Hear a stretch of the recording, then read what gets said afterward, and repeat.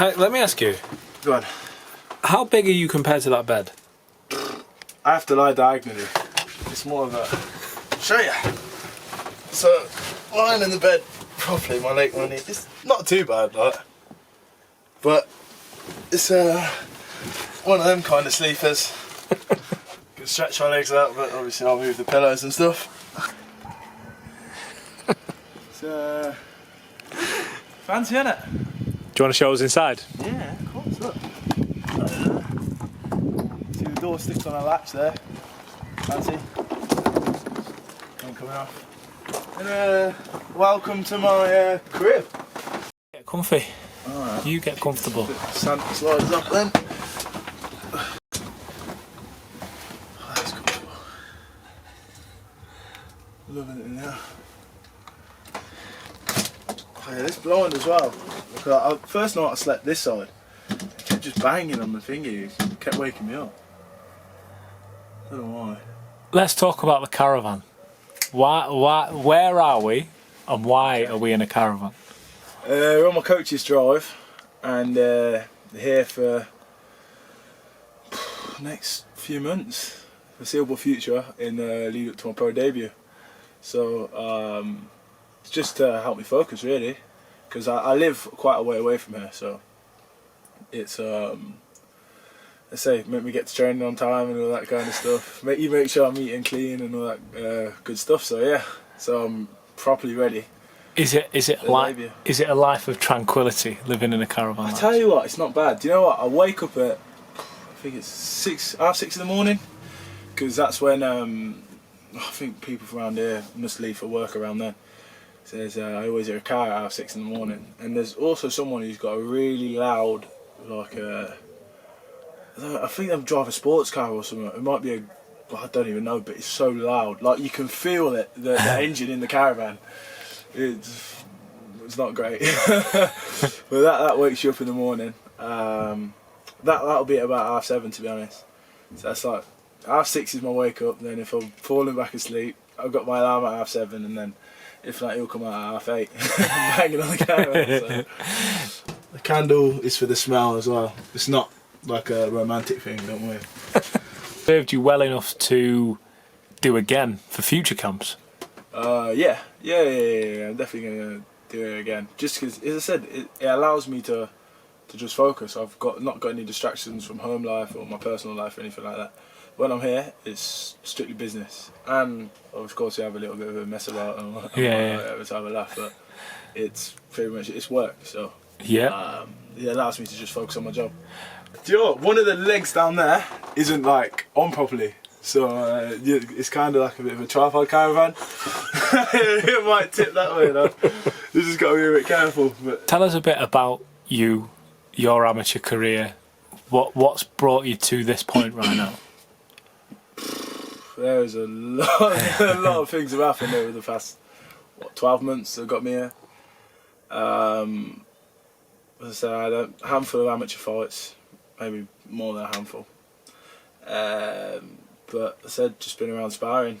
I was working at Asda until about 5 months ago, just dropping off shopping. I was doing that over Christmas.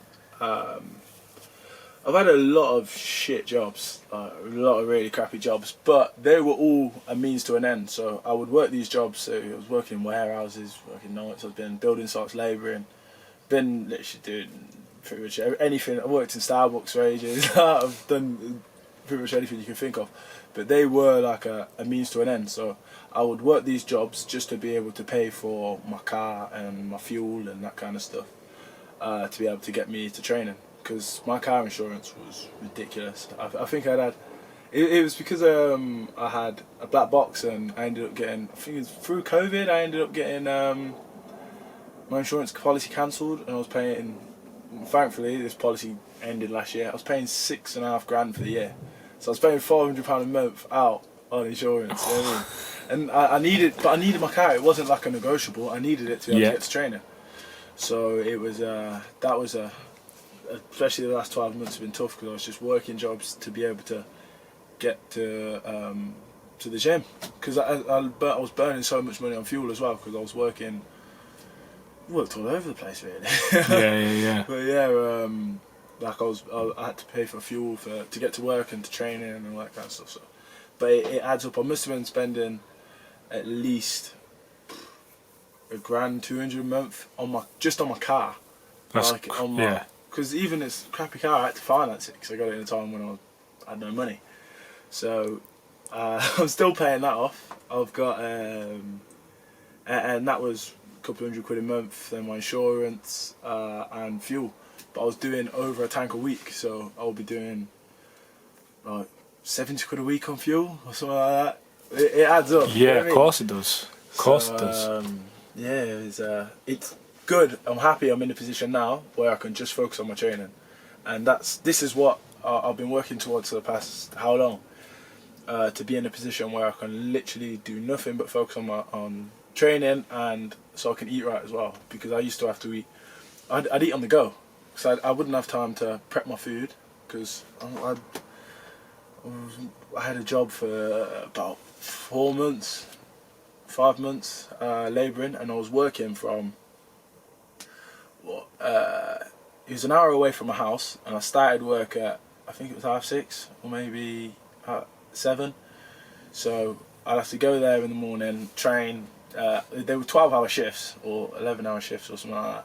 I wouldn't finish till 6:30. Then I'd go down to the gym, train till about 9-10, and then from there go home. Then it was like an hour and a half drive home, or an hour drive home, and start again the next day. Rinse and repeat, yeah. Yeah, I had when I had my job working at Starbucks, I was up. I had to be up and out the house at 4:30 in the morning, but I was working at what do you call it? I was still training at Cleary's and whatnot, but I was finishing training at 10. Well, I'd get back for 10ish, eat. So I'm going to bed at like 11. By the time I get to sleep, it's midnight, and I'm up again in 4.5 hours.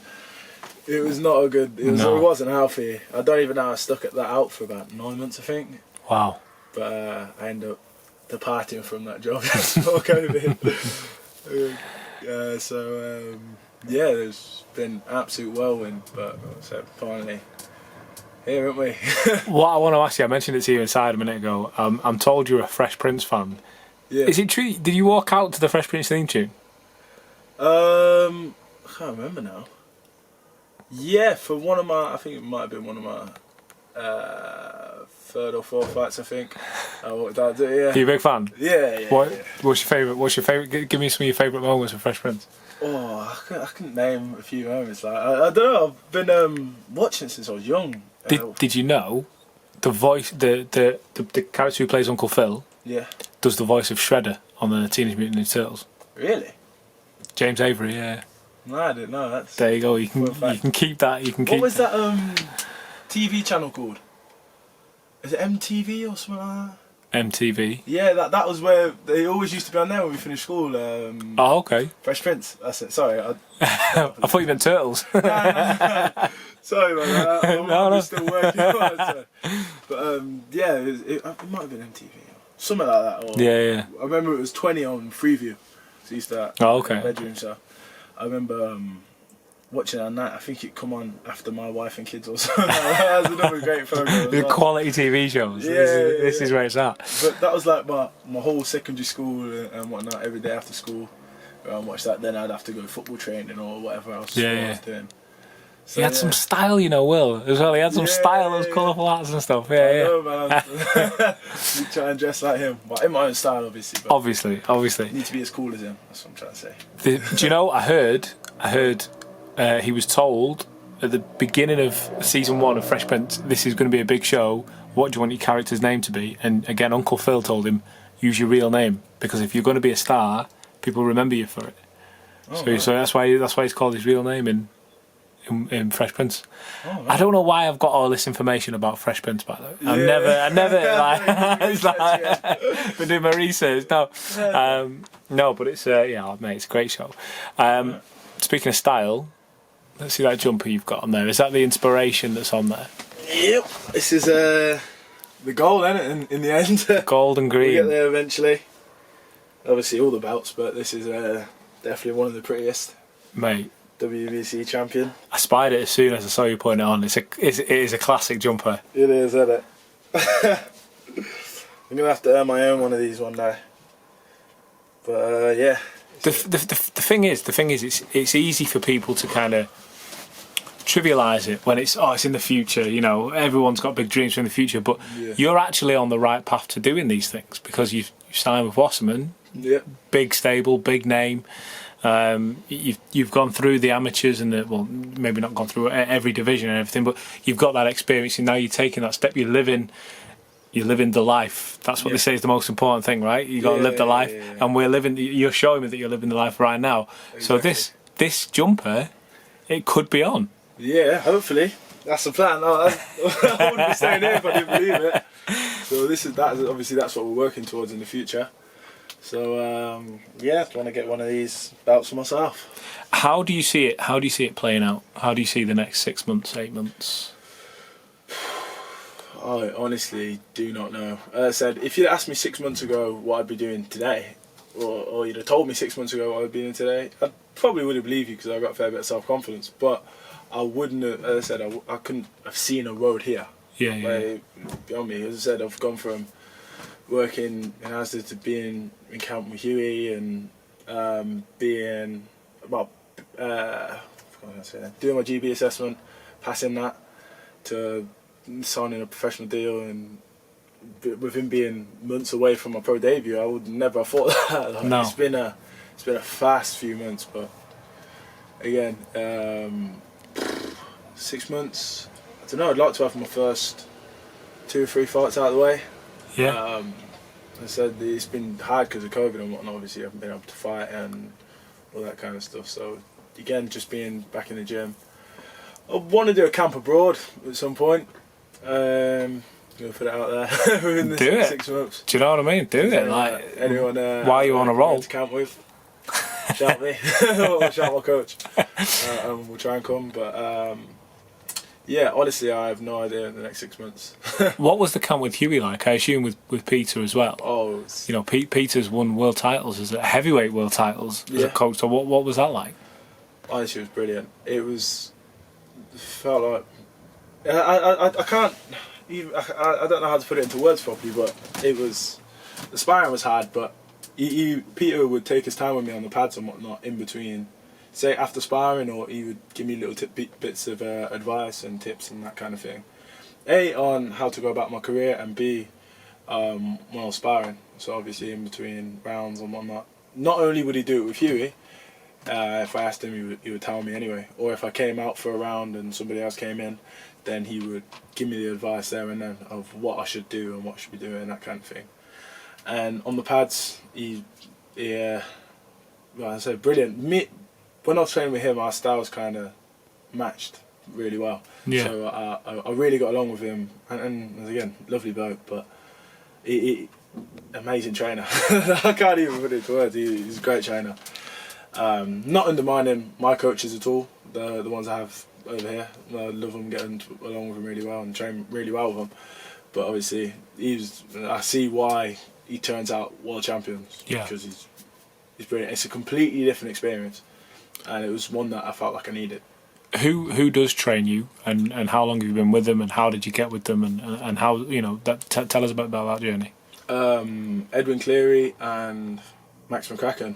I've been with Edwin for maybe 2 years now, maybe a bit more. Max I've known for, I think I first met Max when I was about 12 or 11 or something like that. How did that come about? How did that? He's a friend of my uncle's, so okay. Yeah. I'll say first met him. I think it was at my grandma's funeral. Okay. Yeah. But yeah, he was. That's genuinely, I think, when I first met Max, and I remember briefly because I even then I wasn't boxing or anything. I was still playing football and I was still good at my football. I still remember talking to him about boxing back then, and another one of his mates. But yeah, let's say it's been training with Max as well, alongside Edwin though, for 18 months I think. Okay. maybe a bit shorter. But I'd been very on and off training with Max just because he has his own fighters and obviously I was still amateur and whatnot. Yeah. But you'd always offer to lend a hand and whatnot. But again, I'd been around, been busy for the past year, I think so. Just going around sparring and whatnot. So it wasn't really much of a chance to go there unless I was sparring his fighter Sol. So as I say, but I've been working for him properly for the past 3 months now, I think, maybe 4. Maybe a bit more, I genuinely don't know. I'm not very good with timekeeping, as I probably told you, but yeah, I have no idea. So, in short, the plan's to get out soon. Yes. Then soon after it, yes, keep living the life. Yeah. And the goal's on your chest. Yeah, that's the one. Right, mate, we're going to take another look around this caravan. Thank you very much for joining us. No worries, mate. Cheers.